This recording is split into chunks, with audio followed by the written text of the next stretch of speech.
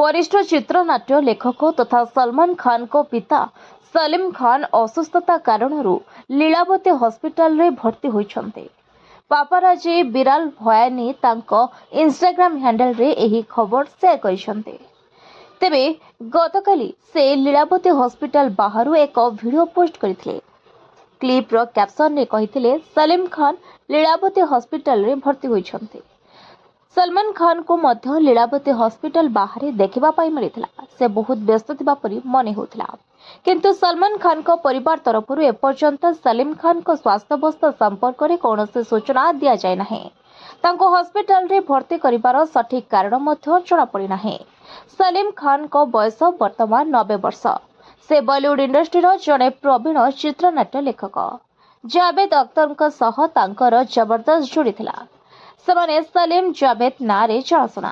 एकाठी सेमाने बॉलीवुड को अनेक hit cinema देइछन्ते। सेमाने Sholay रे एकाठी काम करथिले। दीवार, जंजीर और डॉन भली ब्लॉकबस्टर सिनेमा लिखिथिले। से अमिताभ बच्चन को angry young man character create करथिले। सलीम जावेद को लेखा चलचित्र दुनिया को जीवनर एक नूतन रूप देइथिला। Report voice of Odisha live.